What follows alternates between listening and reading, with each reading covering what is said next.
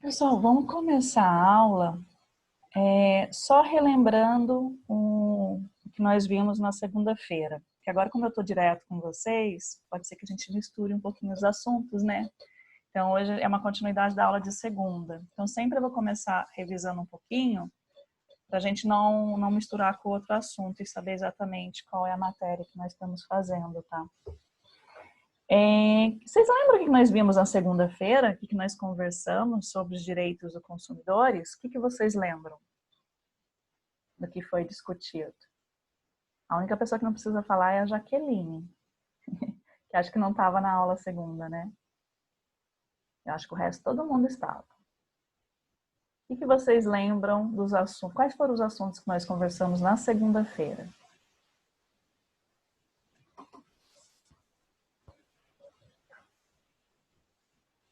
Professora, Oi? falamos sobre o produto, sobre os serviços, como que fala? Vulnerabilidade. Isso daí do produto, né? De quando quando alguém, como que fala? Vai É mais trocar um frágil, produto. né, na negociação. Isso, isso, falamos desses tipos de negociações, essas coisas que eu lembro. O que mais?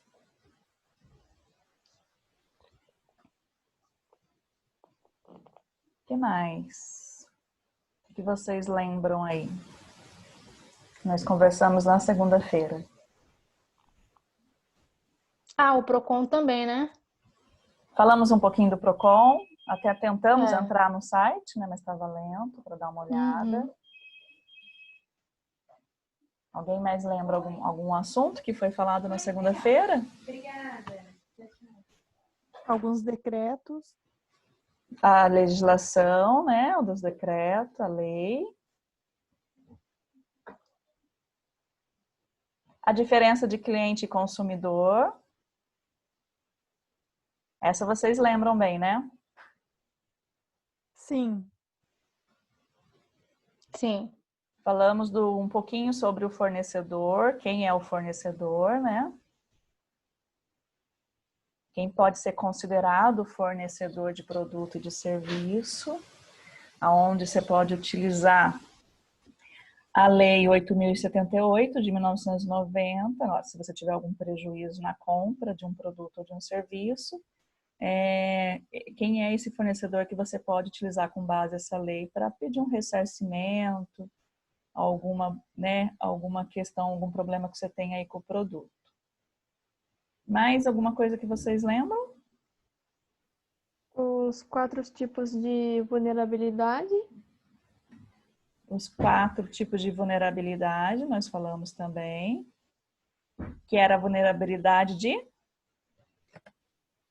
Técnica, jurídica informação e fática, eu acho.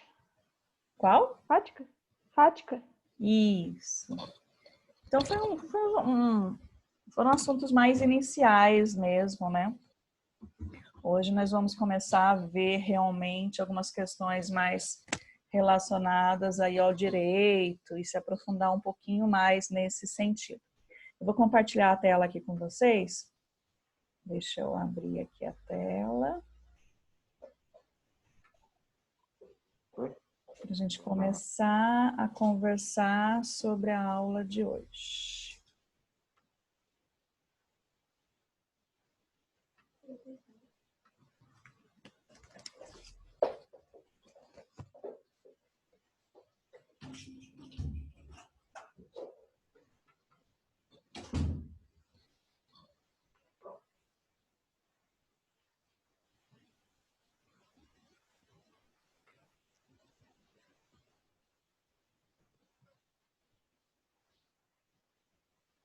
Ó, esses foram os tópicos dos assuntos que nós conversamos aí na segunda-feira.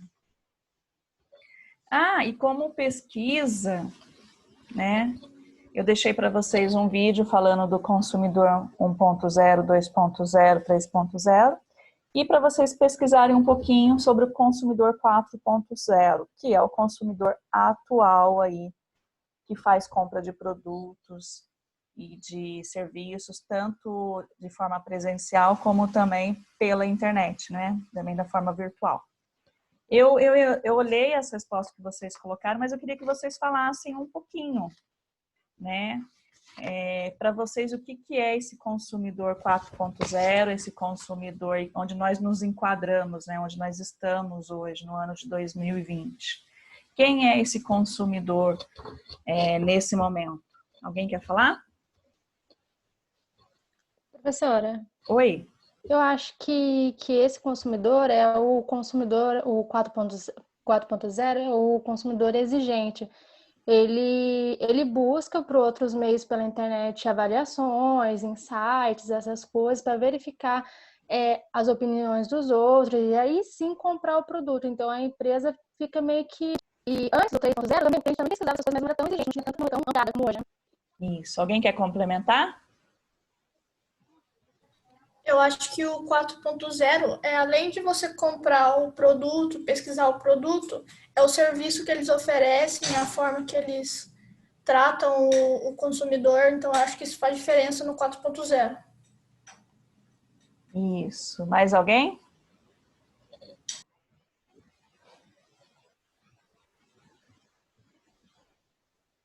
Na verdade, com a demanda desses novos clientes, amparados aí pela tecnologia, as empresas elas tiveram que dar mais atenção para o cliente, porque ele veio com um perfil mais exigente, mais informado. Então, eu acho que é isso. Quem mais quer completar?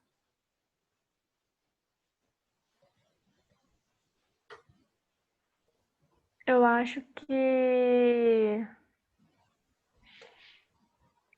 as empresas estão muito mais próximas do cliente agora, porque o cliente pede isso, pede algo mais fácil, que tanto que a gente consegue ver isso, porque quando uma marca tem uma rede social e ela não, por exemplo, ela não bota o preço, ela acaba perdendo o cliente, porque eu normalmente eu já deixei de comprar algumas coisas porque eu não vi o preço. Eu falei assim, não vou chamar no inbox. Então, eu acho que as empresas buscam estar bem mais facilitar esse contato com o cliente agora, que é o que o consumidor 4.0 espera. Uhum. Larissa, Thaís, Lília, Guilherme, Andressa, Léo, querem complementar? Eu acho que eles já falaram os principais mesmo. É o que eu penso também. Alguém mais? Não, só. Quando a gente olha essa evolução do consumidor, né? Quando a gente pensa que o consumidor 1.0 era aquele consumidor ali que você tinha que ter um produto ou um serviço bom e disponível para ele comprar, que ele aparecia, né? Esse cliente não existe mais. O 2.0, onde o cliente começou a ser olhado um pouquinho mais como consumidor, começou a se dar um pouquinho mais de valor para ele, também não existe mais. O 3.0, onde descobriu-se que era importante chegar até o cliente, né? Fazer pesquisa, conhecer o seu cliente, isso também evoluiu um pouquinho mais. Hoje, por mais que você consiga chegar até o seu cliente, que você conheça ele, que você conheça os seus desejos, que você tenha um bom produto, você tem que estar ciente que esse consumidor é um consumidor antenado, é um consumidor que acompanha o que está acontecendo, que, por exemplo, vai acompanhar se houver algum registro, alguma crítica à sua marca, ao seu produto, ele vai acompanhar, ele vai até muitas vezes se aprofundar para ver se aquela crítica negativa é verdadeira ou não. Então, ele vai estar acompanhando a vida ali dessa empresa, desse produto que ele costuma comprar. Então, além de chegar até o cliente, preocupar-se que ele está na rede social, que ele está antenado, que ele olha tudo, que ele, quando está interessado num produto, ele pesquisa, ele vê o concorrente, ele analisa preço, ele analisa qualidade, analisa a fama, né, que aquela empresa tem, se é uma fama de ser uma empresa idônea ou não, para depois acabar decidindo aí pela sua compra. Então, esse consumidor 4.0, que acompanha tudo na internet, é o consumidor que faz com que o fornecedor, a empresa, se preocupe com os canais de comunicação dela, né, com as redes sociais dela, com a existência dela física mesmo, se ela tem uma loja, com a imagem que ela está passando. Então, ela tem, além de se preocupar em vender aquele produto que ela fabrica, além de se preocupar em dar uma assistência pós-venda, aí, porque esse cliente ele quer uma assistência pós-venda, né? Tem que se preocupar que a empresa é um ser vivo e que está sendo acompanhado ali por pessoas, qual é o trajeto dessa empresa, o que essa empresa já fez de bom, o que essa empresa já fez de negativo, se essa empresa também de alguma forma acaba prejudicando o meio ambiente, a sociedade, se vai contra agora principalmente a questões do politicamente correto. Então, tudo isso vai interferir ali na decisão de compra do consumidor. Então, esse 4.0 realmente ele é muito mais exigente, ele está muito mais presente na internet, ele quer mais, ele quer além do produto, né? Ele está comprando o produto, mas ele quer receber além disso. E esse é o perfil onde nós nos enquadramos atualmente para algumas questões, né? A gente desiste realmente de comprar em algum lugar, porque foi mal atendido, por alguma questão muitas vezes ambiental, social, por alguma crítica que viu escrito em algum lugar. Então, a decisão em si é muito maior do que simplesmente o preço do produto. Mesmo porque tem concorrente, tem uma gama grande de concorrentes aí, então é fácil a gente mudar de fornecedor, né? E acho que nenhuma empresa está livre de ter algum problema com o seu produto, com o seu serviço. Nenhuma empresa está livre disso, porque a empresa muitas vezes ela fabrica um produto, um serviço, ela faz a montagem, mas ela tem parceiros que fornecem uma peça ou outra, que faz alguma etapa do produto, às vezes ela só finaliza. Então é uma cadeia de fornecedores que vem, né, para trás, cada um com a sua corresponsabilidade. E lembrando que o fornecedor aí é a parte mais forte dessa negociação, nessa relação de consumo. O consumidor, ele é a parte mais vulnerável e o fornecedor é a parte mais forte, que detém informação, que detém conhecimento técnico, detém muitas vezes, tem um poder aquisitivo maior, então faz com que o consumidor seja frágil para ele não ser penalizado, lesado de uma certa forma. Acaba sendo necessário termos uma lei que nos proteja no momento da compra, da aquisição, e a quem recorrer se a gente precisar de uma troca, de uma restituição, alguma coisa nesse sentido. Tá. E aí, vamos mudar aqui.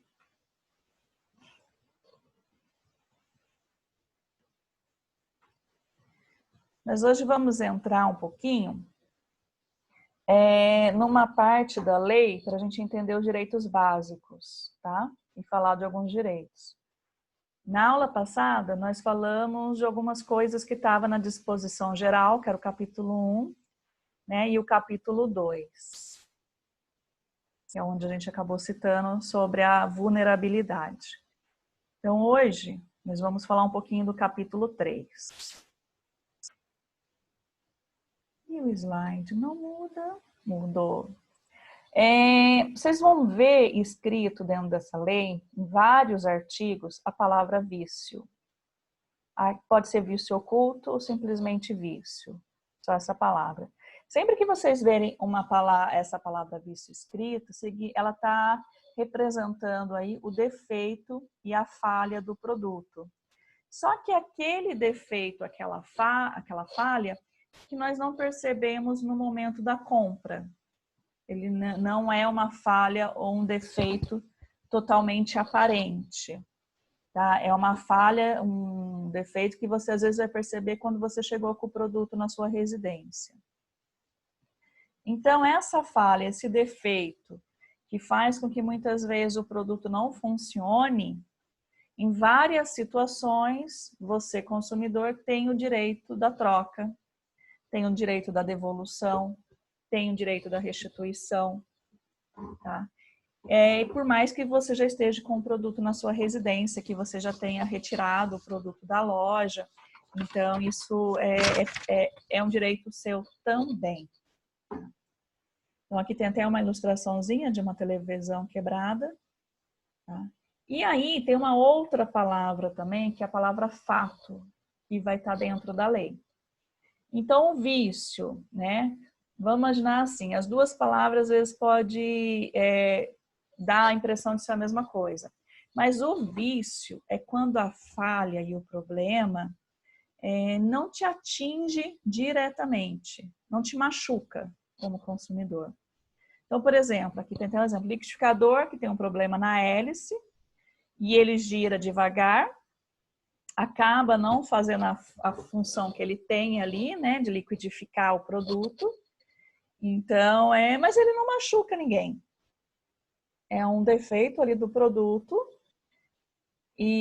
mas ele acaba não te machucando. Agora, imagine um liquidificador que tem um problema parecido, mas que no meio do processo ali, por conta desse problema, quebra o copo dele, porque alguns liquidificadores têm um copo de vidro, alguns são de plástico. Quebra o copo dele, se for de vidro, aquilo vem a cortar a sua mão, te machucar, ou machucar um terceiro que nem foi quem comprou o produto, aí nós temos um fato.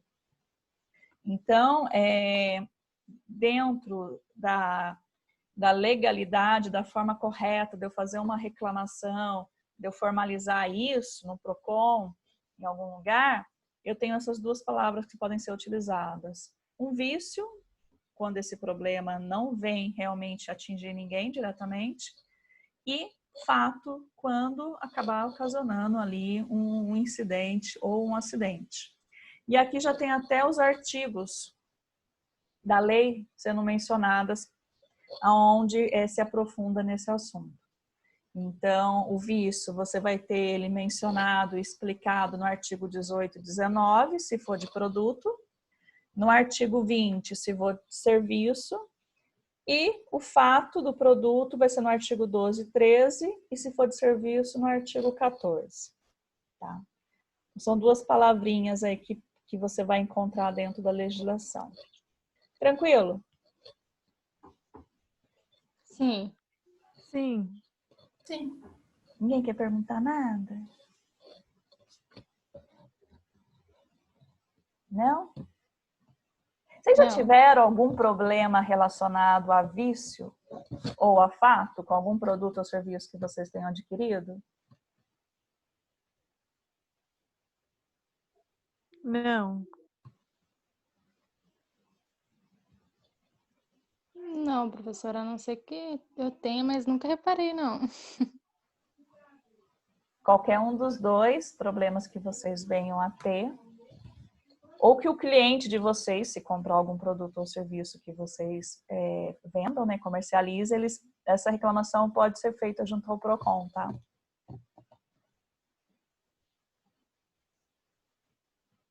Vamos aqui mudar o slide. Eu nunca fiz nenhuma reclamação no PROCON, agora que eu tô aqui pensando. Eu sempre consegui resolver os poucos problemas que eu tive com aquisição, eu resolvi direto com a loja e com o fornecedor. Nunca precisei ir até o PROCON, não. Professora, Oi? e aquelas pessoas que compram pela internet e acaba desviando o produto não chega?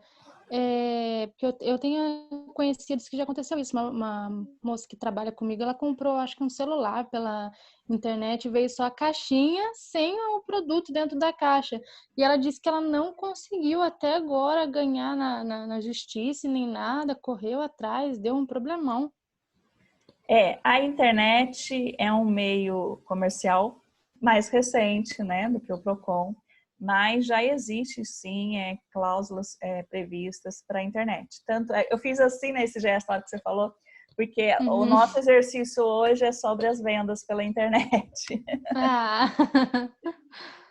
Eu trouxe para explicar aqui para vocês a questão mais presencial, e pela internet eu trouxe um artigo que depois vocês vão ver, falando desses problemas que ocorrem com a internet.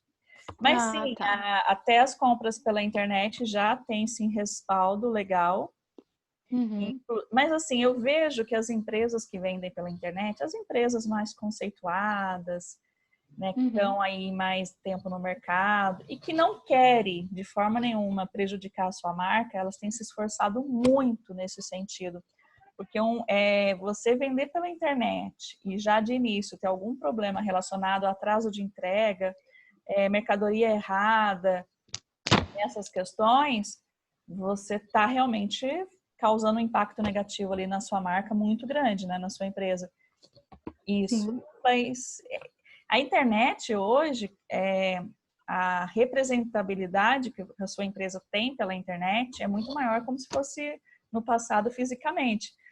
Onde você ia no PROCON, reclamava da loja, mas aquela reclamação era você, PROCON, loja. E talvez você compartilhasse aquilo com a sua família e com seus vizinhos.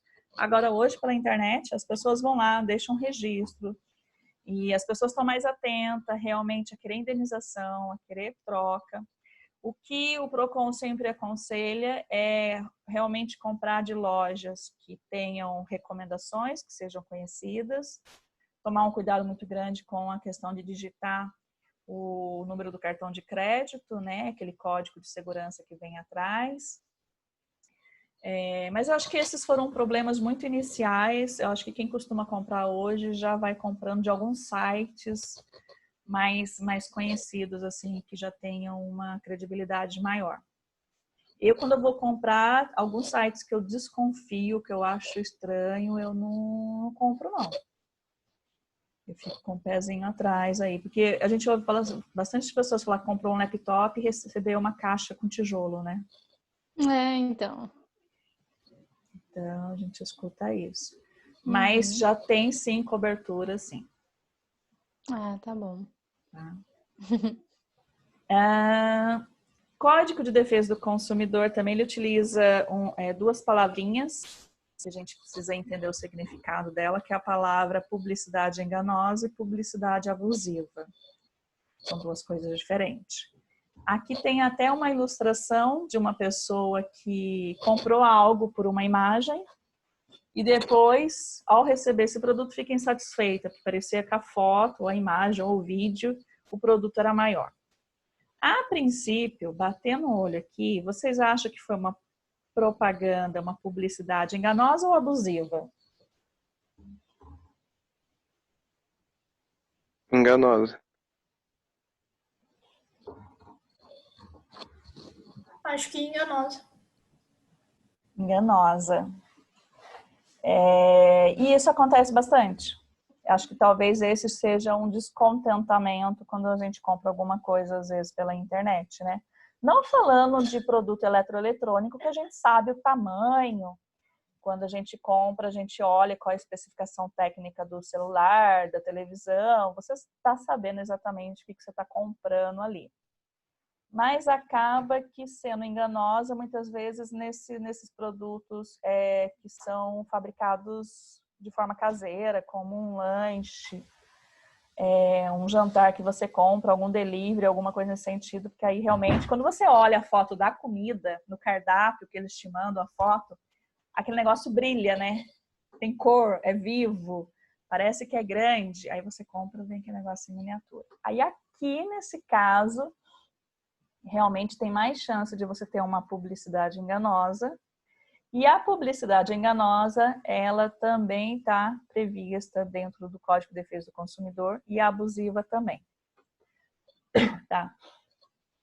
A publicidade enganosa é nesse sentido.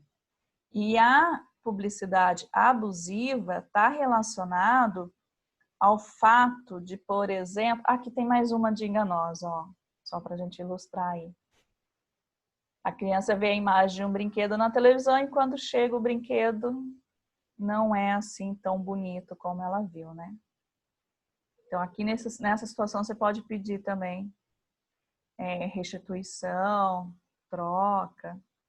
A propaganda abusiva, ela é quando induz a um comportamento que seja prejudicial à saúde do consumidor, ou é uma propaganda que induz a discriminação. Então, ela é diferente nesse sentido, ela não te engana, mas a forma como ela está sendo feita, ela está induzindo a discriminação, ela está induzindo a você a consumir algo que pode te prejudicar a sua saúde também, sua segurança, seu comportamento. Então, esse é um tipo de propaganda aí abusivo. E aí vamos falar um pouquinho aí do capítulo 3, então. O capítulo 3, depois a gente vai dar uma olhadinha, eu mandei lá na plataforma o Código de Defesa do Consumidor inteiro. Tá? Ele tem, acho que, umas 50 páginas. Mas ele tem ali também alguns decretos já inseridos ali também. Está em PDF, então dá para vocês darem uma consultada. Quem que me perguntou ontem da obrigatoriedade de comprar o código? Quem foi? Eu, Thaís. Hoje eu estava olhando e eu fiquei curiosa para saber o valor da multa se você não tiver o código. Você é obrigado a manter o código. Isso é o que está escrito. É ter ele ali para fácil acesso, né? Se você não tiver, o comerciante que não tiver, o valor da multa é R$ 1.064,10. Então, esse código está disponível em PDF na internet, pode baixar e imprimir, pode pegar o código lá no Procon, que eles costumam ter os livrinhos também, e pode comprar, claro. Mas você é obrigado a manter o código. Tá? E aí, o capítulo 3, ele fala dos direitos básicos do consumidor. Eu coloquei alguns tópicos aqui, vocês estão vendo 3 pontinhos, porque lá na lei mesmo esse texto tem um conteúdo, uma continuação. Para não ficar extenso aqui em cansativo, eu coloquei mais os tópicos. Então, o consumidor, ele tem aí 2, 4, 6, 9 direitos básicos. Depois a lei vai falar de todos assim mais no detalhe. Mas, em resumo, a lei fala que o consumidor tem direito à proteção da vida, da saúde, da sua segurança. Então, se ele está adquirindo algum produto e esse produto pode causar algum dano à sua vida, à sua segurança e à sua saúde, e isso não foi divulgado, não é de conhecimento, ele tem direito, tá, a ser protegido na lei. Tem direito à educação e divulgação sobre o consumo adequado desse produto, desse serviço. Então, assim, eu comprei um produto, né, e eu não sei exatamente como que eu utilizo ele, qual é a forma adequada de eu utilizá-lo. Eu posso acabar danificando ele se eu não souber como fazer a montagem desse produto. Então, eu tenho direito a receber essa divulgação. Por isso que, às vezes, você compra uma bicicleta toda montada ali pro aniversário do sobrinho, para dar de presente, e vem junto um manualzinho ali com as instruções ali. Então, vai vir a divulgação em relação ao consumo, como que você pode utilizar aquela bicicleta, e vai vir também as informações adequadas ali e claras sobre os diferentes produtos e serviços que existem ali, em relação à qualidade, a características, as informações técnicas. Então, vem nesse manualzinho. Eu tenho direito à proteção contra publicidade enganosa e abusiva. Se eu me sentir que eu fui enganado por uma empresa ou que foi abusivo a sua publicidade, ou que o contrato foi abusivo, também que as cláusulas contratuais são abusivas, eu tenho direito a essa proteção. Eu tenho direito também à proteção em relação à modificação de cláusulas contratuais. Uma vez o contrato assinado por ambas as partes, se o fornecedor quiser fazer alterações drásticas no contrato, eu tenho um direito aí de proteção em relação a essa modificação. É claro que às vezes alguma alteração, outra tem, ambas as partes acertam ali, combinam e ambas assinam. Mas se for uma modificação muito drástica ali, eu tenho direito aí a essa proteção também. Principalmente se essa modificação onerar mais ainda o custo. Então, já paguei um valor X que já estava lá combinado, de repente apareceu uma modificação no contrato, algo a mais ali, e aquilo vai me causar uma oneração ainda, um valor a mais para eu pagar. Então, eu tenho direito. Vou atrás dos meus direitos para ver realmente se eu devo ou não estar pagando esse valor a mais. Tenho direito também à efetiva prevenção e reparação dos danos patrimoniais que o produto pode ter me causado. A danos morais, se eu usei aquele produto de uma certa forma, aquilo me deixou ofendida, humilhada perante alguma pessoa. Sei lá, usei um creme, aquele creme pipocou todo o meu rosto e eu acabei sendo ofendida moralmente na escola que eu estudo, no trabalho. Então, são danos morais eu tenho direito a ter essa proteção. Individuais, coletivos, eu tenho direito a acesso a órgãos judiciários, administrativos. Se eu precisar dessas ajudas aí, eu tenho que ter acesso, né? De forma gratuita também. Eu tenho direito à facilitação da defesa dos meus direitos aí, que está bem relacionado a direito ao acesso, né? Eu tenho direito ao ônus da prova. O que é a inversão do ônus da prova? O que é isso? Quando a gente está falando de um processo judicial, quando você vai na justiça e acusa alguém de alguma coisa, de um crime, alguma coisa assim, você que é o acusador, né, que está fazendo ali a acusação, você tem que provar que aquilo aconteceu. No caso de negociação, de compra de produto ou serviço, o direito que eu tenho em a inversão do ônus da prova é que a empresa que tem que provar que aquele produto não tinha o defeito, que aquele produto não ia me causar um ferimento no braço. Então, em várias situações, mediante ao PROCON, onde eu faço uma reclamação, a empresa ela é chamada e em várias situações eu tenho direito de ônus de prova. Ao invés de eu ter que provar, a empresa que tem que provar. Eu tenho direito também à adequada e eficaz prestação dos serviços públicos de forma geral, aos serviços que eu recebo de forma pública, por exemplo, o SUS, né? A escola municipal, a escola estadual. Então, aquilo que eu tenho, que é um serviço público gratuito, que eu tenho acesso de alguma forma, eu também tenho direito de receber esse serviço de forma eficiente e eficaz. Também posso fazer uma reclamação desse tipo de serviço. Então, aqui tem um resumo de coisas básicas. Né? Coisas básicas para eu começar a entender que eu tenho onde buscar ajuda se eu precisar. Perguntas? Não, Nenhuma? nenhuma. Outra coisa aqui. O que está aqui no Código de Defesa do Consumidor é uma lei brasileira, né?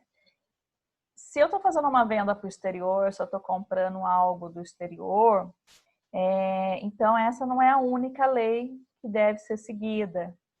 Ela não exclui as leis de outro país.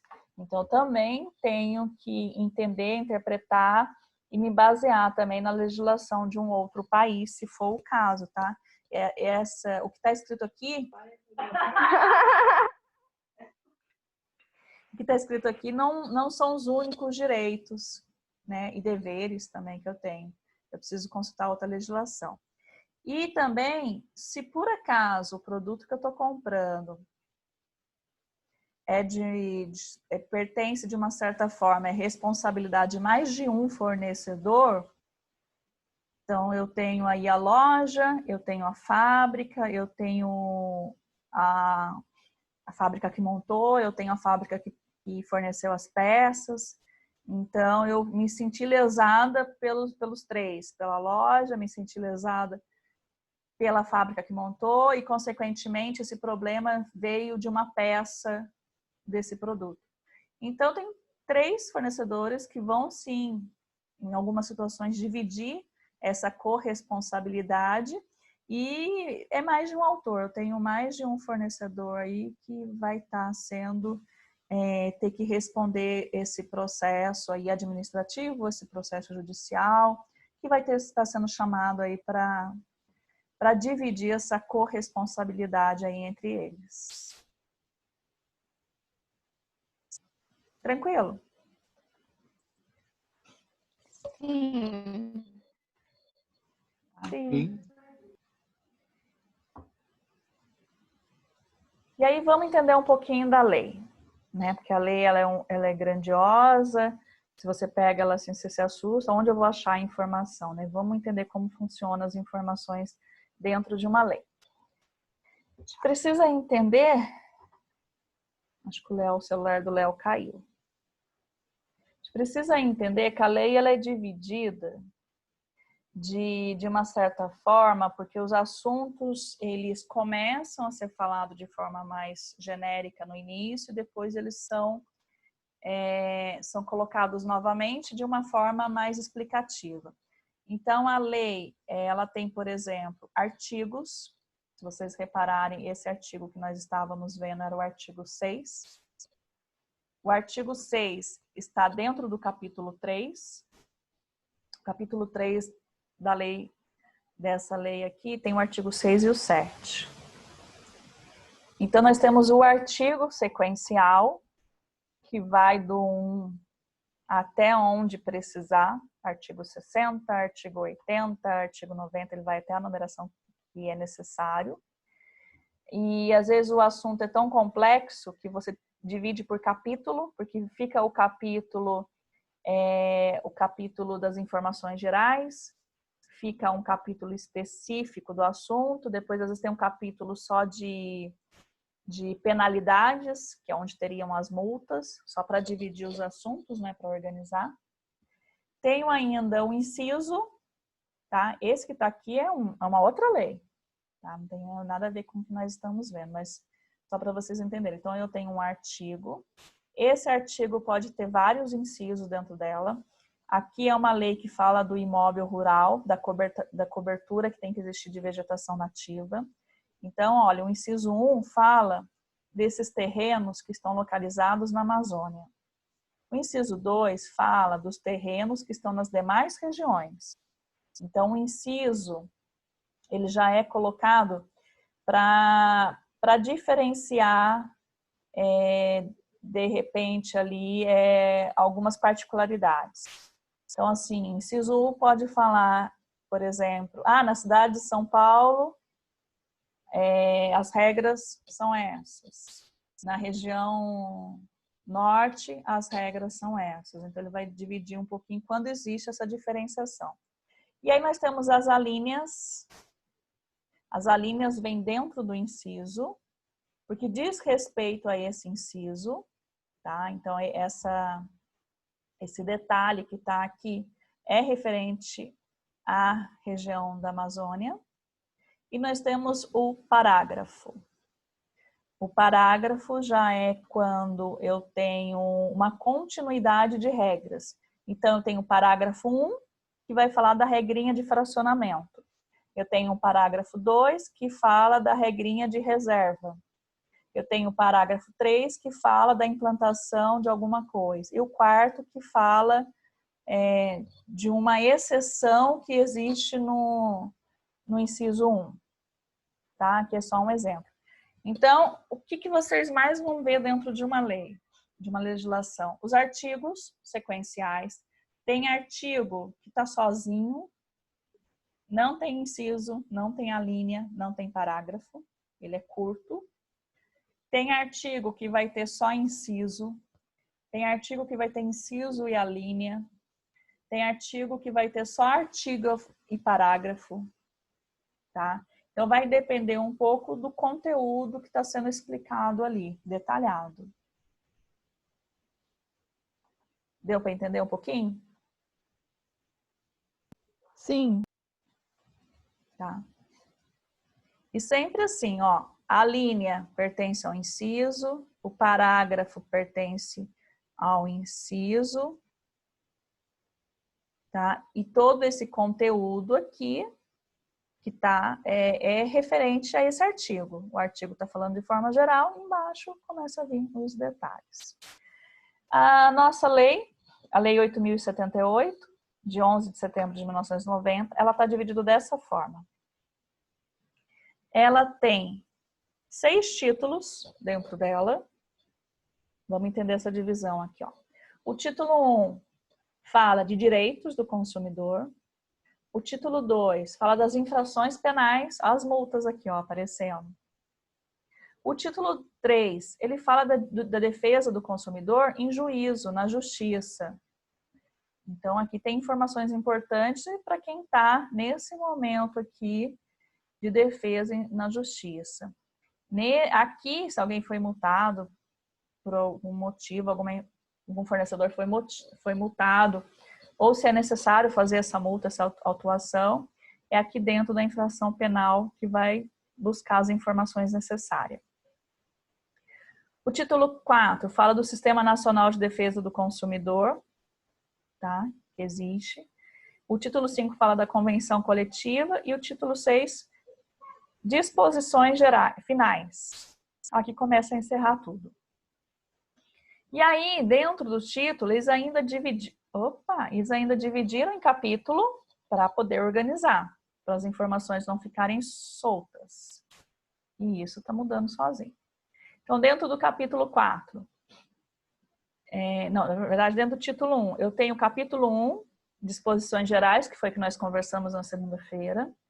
Eu tenho o capítulo 2, que é da Política Nacional de Relação de Consumo, que nós conversamos também. É aqui dentro desse início dessas disposições gerais que vai estar a explicação. O que é fornecedor? O que é consumidor? Aqui tem como se fosse um dicionáriozinho explicando algumas palavras. Dá introdução ao assunto, justifica o porquê desse assunto, dessa lei. E nós acabamos de ver uma parte do capítulo 3, que fala dos direitos básicos do consumidor, que são aqueles 9 direitos. Aí vem depois o capítulo 4, que aí começa a detalhar melhor. Fala da qualidade do produto e serviço, da prevenção e do direito da reparação de danos. Tem a seção 1, que fala só sobre a questão de proteção à saúde e à segurança. A seção 2, de responsabilidade pelo fato do produto e do serviço. Lembra do fato? O fato é quando aquele defeito lá, aquela falha, acabou te machucando ou machucou terceiros. Está aqui dentro. Depois eu tenho a seção 3, que fala da responsabilidade por vício do produto ou do serviço. É aquele produto que você comprou, aparentemente na loja você não viu o defeito, na hora de funcionar ele está com um defeitozinho.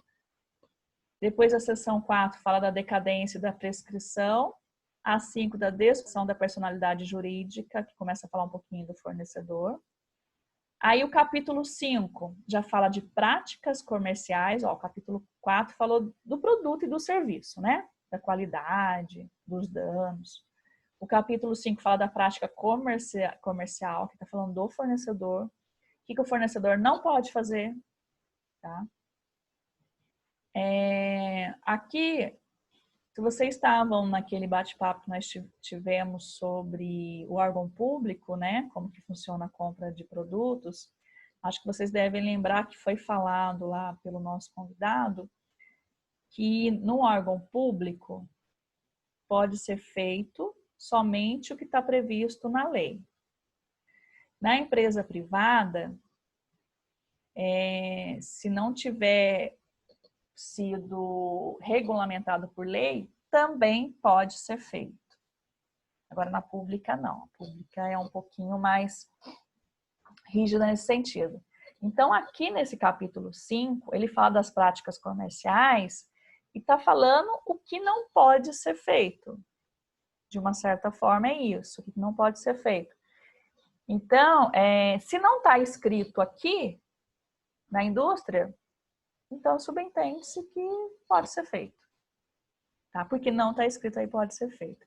Então aqui a gente vai ter informações gerais, a gente vai ter informações relacionadas à oferta de produto, preço, o que não pode ser feito em relação a isso, o que não pode ser feito em relação à publicidade, o que não pode ser feito em relação a práticas abusivas, o que não pode ser feito em relação a cobrança e dívida, na hora de cobrar a pessoa. Também o que não pode ser feito em relação a banco de dados, os dados que você tem desse consumidor. E depois a gente tem um capítulo 6, que fala da proteção contratual. Aí é aquelas coisas que você compra e tem contrato. Por exemplo, eu comprei uma residência, eu fiz um contrato. Eu comprei um carro, 0 quilômetro, eu fiz um contrato lá na concessionária. Então, tendo um contrato por detrás da aquisição, essas informações aí estão aqui. Cláusulas abusivas, adesão ao contrato, informações gerais. Depois eu tenho o capítulo 7 que fala das sanções administrativas. E aí acabou esse conteúdo que é direito do consumidor, que está dentro do título 1. Aí vem o título 2 das infrações, o título 3 das questões do consumidor em juízo. Então tem aqui o capítulo 1, que é informações gerais, o 2, que é ações coletivas para defesa de interesses individuais, o 3, ações de responsabilidade do fornecedor de produto e serviço, e o 4, da questão das coisas já julgadas. E aí mais ou menos está dividido dessa forma. Então quando você pega uma lei que ela tem muitas páginas, tenta entender como que ela está dividida para você localizar exatamente o que você precisa, tá? Isso facilita e muito. Perguntas? Não. Posso perguntar na prova o que é inciso, o que é a linha? Aquele número em algarismo romano que a gente tem aqui é o quê? Quando a gente tem um número lá, número 1, número 2 em algarismo romano. É inciso, parágrafo, a linha.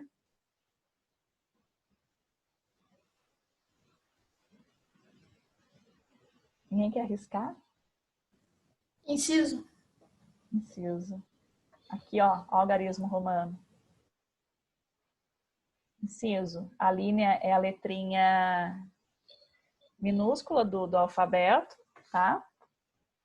E o parágrafo vai vir com esse símbolo aqui na frente e escrito parágrafo primeiro, segundo. Quando tem um parágrafo só, não vai vir escrito parágrafo primeiro, vai vir escrito parágrafo único, tá bom? Então, assim, às vezes o inciso tem um único parágrafo. Então, vai vir assim, ó, parágrafo único. E aí vem o conteúdo. Tem mais uma curiosidade para passar para vocês. Quem trabalha em área de compras, às vezes precisa comprar um produto de papelaria, um produto ali para o escritório, para a fábrica, e utiliza alguns termos. Eu vou fazer um orçamento. Eu vou fazer uma... São 3 palavras. Eu vou fazer um orçamento, eu vou fazer uma proposta, eu vou fazer um... Nossa, me fugiu a terceira palavra aqui agora. Orçamento, proposta, cotação. Tá? Vocês já ouviram essas palavras? Eu preciso fazer uma cotação para comprar um produto. Eu preciso fazer um orçamento. Qual que vocês mais costumam ouvir? Cotação. Alguém já ouviu o orçamento? Bem pouco. Tá errado, viu? Tá errado. Engraçado, eu dou aula na Unital também, na pós-graduação. E eu dou aula de aquisição, de compras. Agora não tem turma formada no MBA. E sempre que eu dou essa matéria e explico a diferença dos 3, eu tenho gente na sala que trabalha, costumo ter gente na sala que trabalha na área de compras. E usava a palavra orçamento, assim, vou fazer um orçamento para comprar sulfite, vou fazer um orçamento para comprar caneta, ou qualquer outra coisa da empresa. E usava de forma rotineira a palavra orçamento. E eu já escutei bastante também essa palavra. E às vezes usa por falta mesmo de não saber a diferença entre essas palavras. Na verdade, quando eu vou simplesmente ver o preço e escolher pelo preço, eu faço uma cotação. Porque às vezes o produto é um produto padronizado, um produto que para mim não tem uma diferença técnica se eu comprar uma marca ou outra. Não vai ter uma diferença para o meu uso. Então, eu vou ver preços de alguns lugares e vou escolher o mais barato. Isso é uma cotação, onde eu simplesmente estou escolhendo pelo preço. Então, se eu fizer isso por e-mail, se eu fizer isso via ofício, a palavra correta é cotação, né? Solicito que seja enviado uma cotação de óleo diesel de tantos litros, né, para a empresa X lá. E aí eu escolho mediante ao preço. A palavra orçamento, dentro da indústria, ela tem um significado que é aquilo que eu tenho no caixa para gastar. É aquilo que eu tenho de orçamento na minha empresa que eu posso gastar. Então, se eu tenho 20 mil reais para utilizar na área de produção de uma empresa, esse é o meu orçamento. Qual é o meu orçamento? 20 mil reais. É o que eu tenho para utilizar no mês. Então, o orçamento, ele tem mais relação com o que eu tenho de disponível do que o fato de eu estar vendo preços para escolher algo para comprar. Mas vocês vão escutar a palavra orçamento, tá? Mas é por total falta de conhecimento da pessoa, nesse sentido do conceito mesmo profundo ali da palavra. Então, orçamento não é uma palavra para ser utilizada quando eu estou vendo preços com fornecedores, escolhendo algo a ser comprado, porque ela estaria de forma errada ali na colocação. Tá? Tranquilo? Sim. E aí tem a palavra proposta também, que já não é uma palavra tão usual a gente ver, mas o pessoal de compras, às vezes quando vai comprar algo dentro de uma organização, até mesmo na área pública, às vezes aquele produto ele é técnico. Eu preciso realmente falar qual é a especificação que eu quero e que é necessário para o meu produto. Então, quando eu peço, estou vendo preços de um produto, mas aquilo tem que atender a uma especificação técnica, o correto seria eu solicitar uma proposta. Porque o fornecedor é obrigado a me falar o preço, né, a condição de pagamento, mas ele tem que também me informar as questões técnicas. Olha, esse óleo diesel, ele tem essa diluição, essa composição química, ele tem essa função, tem que ser usado para isso, tem que vir junto às informações técnicas. A cotação, subentende-se que eu quero saber o valor. Quando eu peço uma proposta, subentende-se que eu quero receber informação técnica daquilo também, para me ajudar na escolha. Imagine que você vai comprar um aparelho para o laboratório da empresa, um aparelho de análise química. Você tem N modelos no mercado disponível de aparelho. Por exemplo, o espectrômetro. O espectrômetro é um aparelho que você coloca uma amostra sólida e ele joga um raio nessa amostra sólida e ele vai mostrar para você, ó, essa amostra tem tanto por cento de alumínio, tanto por cento de cobre, tanto por cento de zinco, e está fazendo essa análise. Esse aparelho, você tem os aparelhos mais antigos, que são grandiosos, você tem aparelhos mais compactos, que são de balcão, são menores, você tem aparelhos com vários botões, aparelhos com poucos botões, enfim. Então, é uma coisa bem técnica. E se você receber a informação técnica junto, isso vai te ajudar na escolha, né? Então, você vai, muitas vezes, olhar o preço, mas também escolher pela função do aparelho ali, pelo que ele faz. Então, nesse caso, é necessário vir essa informação do fornecedor, porque você não sabe. A marca X tem umas questões técnicas, a marca Y, o aparelho em si tem outras questões, outros botões, outras funções, faz algo a mais.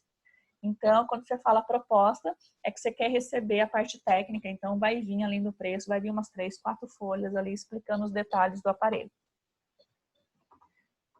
Tranquilo, gente? Sim. Tranquilo. Então, para quem trabalha em indústria, tem o pessoal de compras, chega neles depois e pergunta qual que é a diferença entre cotação, orçamento e proposta. Pode ser que eles não saibam, tá? Pode ser que eles falem. Proposta pode ser um nome meio vago, assim, eles não utilizem tanto. Às vezes vão falar orçamento, mas orçamento não está relacionado a verificar preços, não. Orçamento é outra coisa. E aqui a gente tinha um código, defesa, e vamos abrir aqui então. Deixa eu abrir aqui para vocês a lei. Vamos olhar a lei. O que é isso aqui? Ajuda do PowerPoint. Acho que a lei está aqui.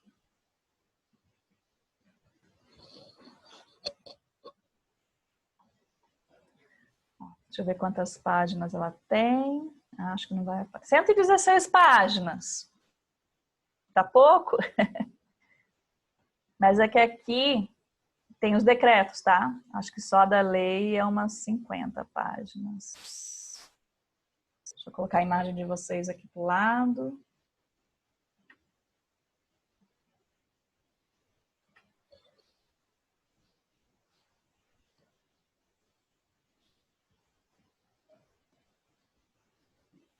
Eu tenho esses decretos aqui também.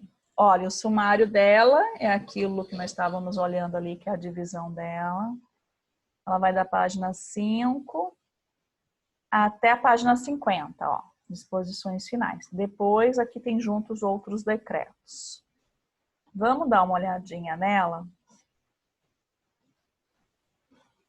Toda legislação, ela, logo embaixo do número, né, que ela recebe, ela tem um pequeno resumo do que é esse conteúdo, né? Então, aqui no caso, ó, essa lei, ela dispõe sobre a proteção do consumidor e dá outras providências. E aí fala, né, quem sanciona ela, como é federal, é o presidente da República. Então, ó, como eu estava falando para vocês, as disposições gerais dá uma ideia de forma geral de algumas coisas. Por exemplo, aqui ele fala, ó, quem é o consumidor, tá? O que é o consumidor nessa lei, ó, quem é o fornecedor. Olha o que eu falei para vocês, quando o artigo tem um único parágrafo, não vai vir escrito aquele símbolo e o número 1, vai vir escrito parágrafo único. Quando o artigo tem mais de um parágrafo, ó, aí vem a numeração. Parágrafo 1, parágrafo 2. Tá? Porque aqui ele está falando no artigo 3 do fornecedor, e no parágrafo 1 explicando o que é produto, e no parágrafo 2 explicando o que é serviço. Aí o capítulo 2 que fala da relação de consumo, é onde nós vimos segunda-feira que falava um pouquinho da vulnerabilidade, né? Da criação de associações que poderia ser criado, de incentivo à criação, tal. Aí tem o que nós vimos hoje, que está dentro do capítulo 3, os direitos básicos do consumidor. Aqui está o textinho completo. Eu falei de forma para vocês mais explicativa. O artigo 7 que também está dentro desse capítulo, que tem um único parágrafo. E aí começa realmente os direitos do consumidor. Eu vou passar rapidamente aqui para vocês, só para vocês terem uma ideia. Então, em relação à proteção e à saúde, né? Aqui fala dos produtos e serviços colocados no mercado, que eles não podem acarretar risco de segurança e saúde, né? Exceto os considerados normais e previsíveis. Então, se eu sei que aquele produto causa um risco, causa um dano, ok. Estou consumindo ciente desse dano, desse risco, tá? Agora, os demais produtos colocados no mercado, que não tem esse aviso prévio, ele não pode acarretar risco para a minha saúde. Por isso que normalmente a gente vê às vezes brinquedo e está escrito aquele selo na caixa do brinquedo. Tem até um 0 e o 3 cortado, né? Isso significa que é proibido para criança de 0 a 3 anos. Então ali está sendo avisado. Ali tem um aviso. Não pode um brinquedo com esse risco, né? Porque às vezes é risco de engolir, da criança engolir. Não pode um brinquedo ser vendido sem esse aviso. Porque aí está sendo colocado um produto no mercado e não está sendo avisado. Então, está falando desses riscos, desses tipos de produtos, no artigo 8. E em relação à segurança e saúde do consumidor, vai entrar aí, por exemplo, a questão de prestar informações, como eu falei, a questão do fornecedor higienizar, se for necessário.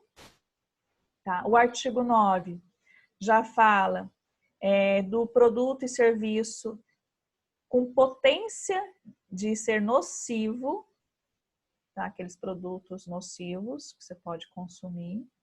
O artigo 10 já fala do fornecedor que ele não pode colocar no mercado produto e serviço que sabe ou deveria saber apresentar grau de nocividade ou periculosidade à saúde.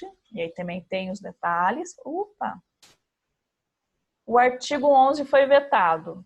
Quando um artigo ele é vetado, nós não temos mais como saber o seu conteúdo, a não ser que a gente entre no projeto de lei.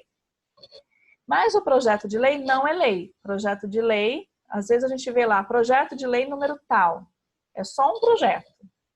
Pode existir 15 projetos do mesmo assunto. A gente não sabe qual lei vai ser aprovada. Tá? E quando ela é aprovada e algum é vetado, é que aquilo saiu fora. Então, não tem uma legalidade sobre esse conteúdo que havia sido sugerido, mas de alguma forma foi vetado. Então, a gente não tem esse artigo 11. O artigo 12 já fala do fato. O fato, como eu mencionei, é aquilo que acabou ocasionando algum acidente com o consumidor, com o terceiro.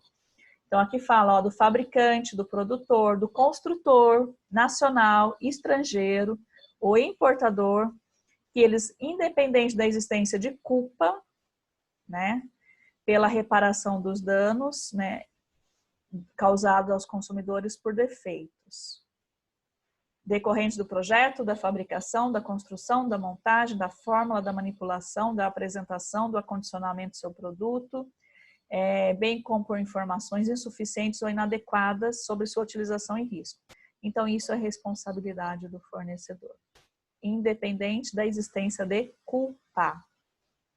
Tá? Ele acaba tendo a sua responsabilidade ali de uma certa forma, ele tem a sua corresponsabilidade ali. E aí fala um pouquinho do produto defeituoso.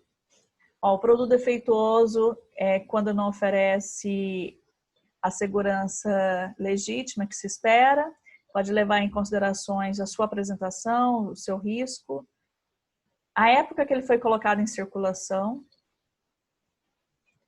e aí tem alguns detalhes aqui também falando do produto defeituoso.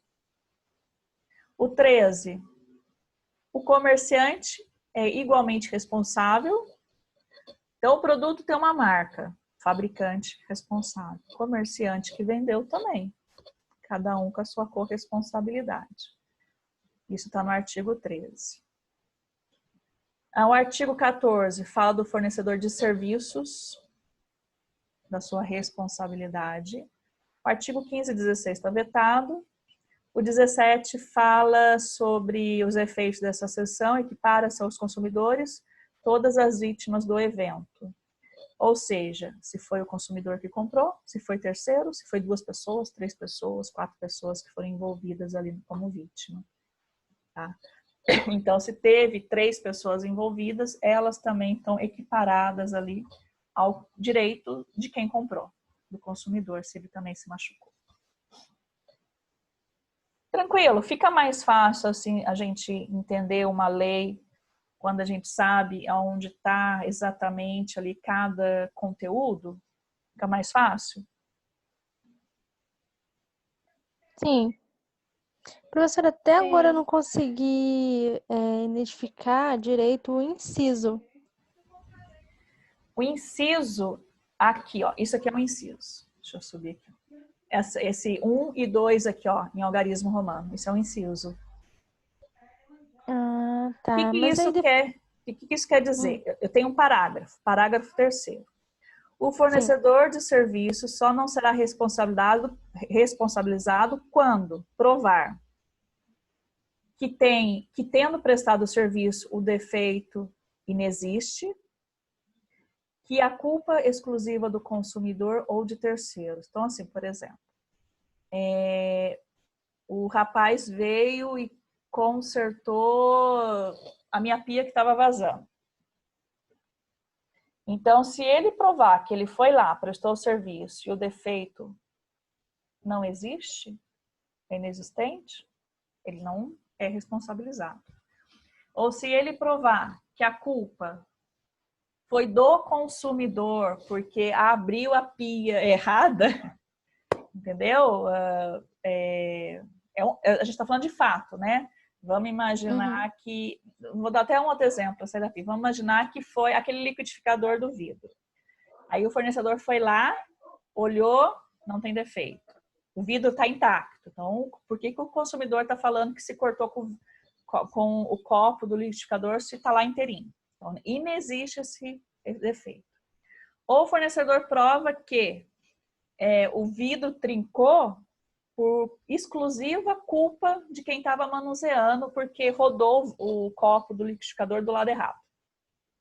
Então, se o fornecedor provar, quando provar, aqui é a inversão do ônus da prova, não sou eu que tenho que provar que eu me cortei com o copo do liquidificador. É o fornecedor que tem que provar que eu não me machuquei por conta disso. E aí ele se livra dessa culpa. Então, quando que eu uso o inciso aqui? Ó, eu tenho um parágrafo que está falando que o fornecedor pode não ser responsabilizado. E são duas situações diferentes. Então, essas duas situações aqui é referente a esse parágrafo. Então, o inciso vem depois do parágrafo para explicar ali as possibilidades. Ele não é responsabilizado se isso, se aquilo, se isso, se aquilo, se isso, se aquilo. Aí vem essas alternativas.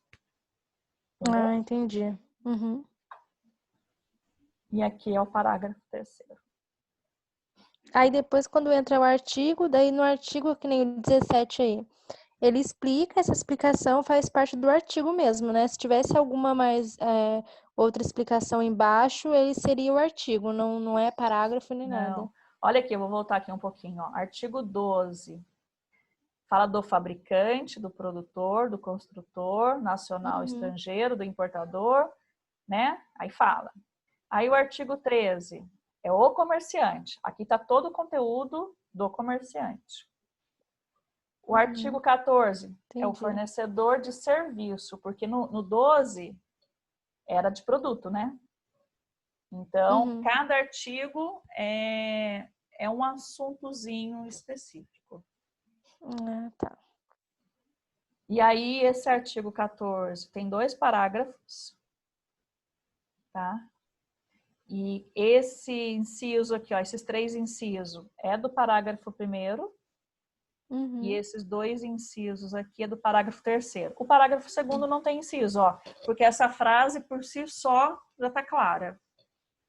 Entendi. Essa é a divisão. Entendi. Aí, a seção 3 já fala do vício. A seção 2 falava do fato. A seção 3 fala do vício. E ela tem o artigo 18, que fala sobre também fornecedor de produtos, né? Mas relacionado com o vício, não mais com o fato. Então, aqui o produto só apresentou um defeito que foi percebido depois que eu comprei, mas não machucou ninguém. Tá? Então, aqui fala, o 18 fala de fornecedores de produtos de consumo duráveis ou não duráveis. O que é isso? Tem coisas que a gente compra e duram anos. Vamos imaginar uma televisão.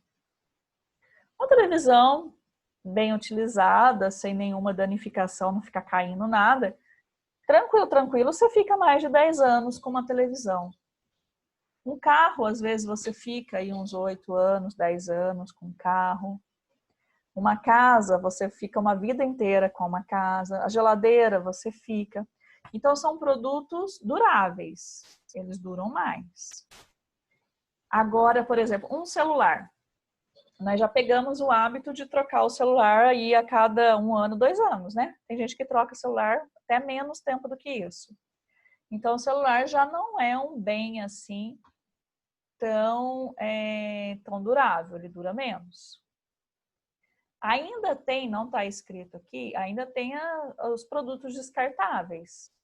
Normalmente plástico, assim, de uma certa forma é descartável. Então, a gente tem essa classificação de produtos duráveis, não duráveis e descartáveis. É uma classificação que os produtos recebem. Então, nesse caso aqui, ó, desses produtos duráveis e não duráveis, a responsabilidade desses fornecedores pelos vícios de qualidade, de quantidade, né? Aí aqui está explicando como que é a responsabilidade do fornecedor nesse sentido. Ó, não sendo o vício sanado no prazo máximo de 30 dias, pode o consumidor exigir alternativas à sua escolha. Então, assim, deu problema, você vai tentar a troca, alguém vai ter que vir para resolver o problema do aparelho. E eles têm 30 dias pela legislação. Não sendo sanado, você, consumidor, pode solicitar a substituição do produto, a restituição imediata do valor pago e, sei lá, o abatimento proporcional do preço. Então, tem essas informações aqui. Está no parágrafo 1º, que fala do prazo. Parágrafo 2º, fala poderão convencionar a redução ou ampliar o prazo. Esse prazo pode ser ampliado ou reduzido. Não podendo ser inferior a 7, nem superior a 180 dias. E aí é uma questão de você ter feito esse acordo, em contratos, né, em cláusulas de prazos estabelecidas em contratos. O que mais? O consumidor poderá fazer uso imediato das alternativas previstas no parágrafo 1º deste artigo, sempre que, em razão da extensão do vício, a substituição da parte viciada puder comprometer a qualidade ou característica do produto, diminuindo-lhe o valor ou se tratar de produto essencial. O que quer dizer isso? Poxa vida, eu preciso esperar os 30 dias para pedir a substituição, a restituição? Não necessariamente. Aqui, ó, você pode fazer uso dessas alternativas previstas no parágrafo 1º, sempre que, em razão da extensão do vício, que de repente a peça que está com defeito, ela vai comprometer todo o aparelho. Então, não é só uma questão de substituir a peça, de consertar essa peça. Então, nesse tipo de situação, você não precisa esperar exatamente 30 dias, você já pode pedir a substituição, a troca do aparelho. Ou a restituição, tá? Ou o abatimento do preço em um outro produto. Aí você pode fazer uso direto desse direito seu. Vou ficar entrando muito em detalhe aqui, porque é meio que extenso, mas vamos ver o que mais tem aqui. Artigo 19. Os fornecedores respondem solidariamente pelos vícios de quantidade do produto, sempre que, respeitadas as variações decorrentes de sua natureza, seu conteúdo líquido foi inferior às indicações constantes no recipiente da embalagem, no rótulo. Então, aqui está falando sobre quantidade, vício de quantidade. O 18, deixa eu voltar aqui um pouquinho. Falava, de vício de... o 18 falava de vício de qualidade ou quantidade. O 19 fala de vício de quantidade. E aí também fala de restituição, de substituição. O 20 fala de vício de qualidade também, quando essa qualidade comprometeu o consumo, tá? E aí também tem as regrinhas. O 21 fala do fornecimento de serviço. O 22 fala de órgãos públicos. de empresas concessionárias, permissionárias, tá? Que trabalham em órgãos públicos. O 23 fala a ignorância do fornecedor sobre os vícios de qualidade por inadequação dos produtos e serviços não o exime de responsabilidade. Quando ele fala de ignorância, ele está falando aqui, e se o fornecedor alegar que não sabia? Né? O fornecedor pode alegar que não sabia. Isso não elimina a responsabilidade dele. Ele não vai conseguir se ver livre de ser responsável se ele fizer essa alegação. Tá? Ele ainda continua sendo responsável. 24 fala da garantia legal. A garantia legal de adequação do produto ou serviço independe do termo expresso vedado a exoneração contratual. O 25 fala que é vedada a estipulação contratual de cláusula que impossibilite, exonere ou atenue a obrigação de indenizar prevista nessa e nas seções anteriores.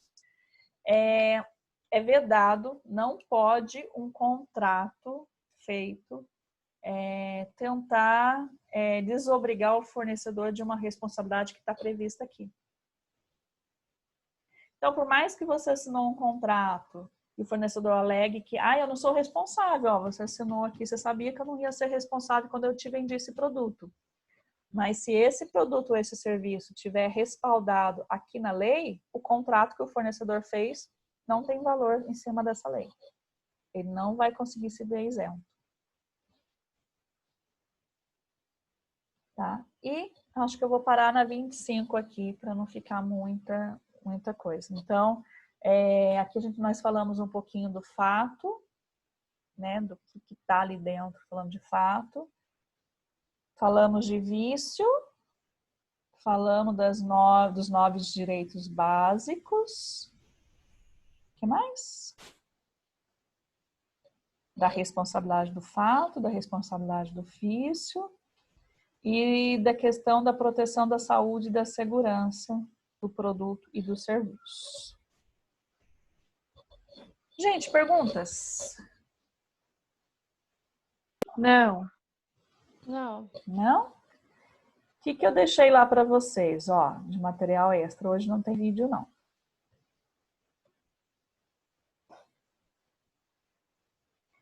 Eu não coloquei o artigo completo para não confundir, mas a gente ainda vai olhar as outras partes desse artigo. Esse artigo aqui, ele fala justamente dos direitos do consumidor que adquire seus produtos e serviços através do mundo virtual. Então, eu fui direto no que nos interessava, até deixei marcadinho algumas coisas para vocês. Aqui tem um conceito de fornecedor de consumidor feito por essa Cláudia Lima e que está voltado para esse fornecedor da internet e para esse consumidor da internet. Então, aqui tem uma informação importante. Eu risquei o que não precisa, porque era informações detalhadas ali. Então, vocês vão fazer uma leitura. Depois fala do direito do consumidor que faz esse consumo via internet, tá? Fala da questão do princípio da boa-fé objetiva. Fala, tá marcadinho, ó, no item 2 aqui, ó, o princípio da informação. Explica o que é. Fala do princípio da transparência nas compras pela internet. Fala do princípio da confiança e só. Até risquei isso aqui, porque isso aqui a gente dá uma olhada um outro dia. Aí depois fala das lojas virtuais, a gente olha depois. Então, esse daqui é o nosso exercício hoje de entendimento.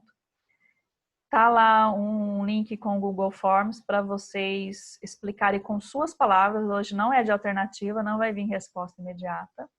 Explicarem com as palavras de vocês o que é esse fornecedor que compra pela internet, quem é esse sujeito que consome pela internet, o que é esse princípio da boa-fé objetiva, no seu entendimento, o que é o princípio da informação, o princípio da transparência e o princípio da confiança no entendimento de vocês. Aí tem esse texto aqui explicando que vai dar base aí para vocês formarem uma opinião própria. Tranquilo? Sim. Se tiverem alguma dúvida, aí vocês me perguntam. Tá joia? Deixa eu só sair daqui. Deixa eu ver quem tá aqui.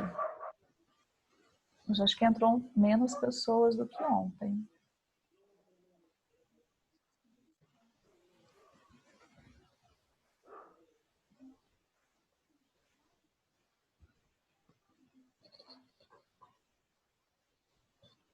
Aqui embaixo acho que tem um artigo, agora que eu tô vendo um detalhe, ó. Eu risquei, mas se vocês quiserem dar uma lida, tá vendo que tem esse númerozinho que tá aqui, ó. Deve estar em cima de alguma palavra, o número 12. E aí aqui tem explicação da publicidade aí enganosa e abusiva, que é o que nós acabamos de ler, né? Vocês estão me escutando ainda? Acho que deu uma travada aqui. Sim. Sim. Ah, tá. Até ela Sim. sair, que eu pedi para fechar, travou. Ah, então aqui tem, ó, o artigo. Se quiser dar uma lida.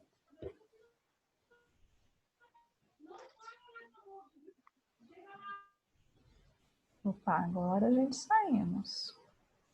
Pronto, agora eu tô vendo o rostinho de vocês. Hoje tem menos pessoas, tem 10, tinha 17, 18 ontem.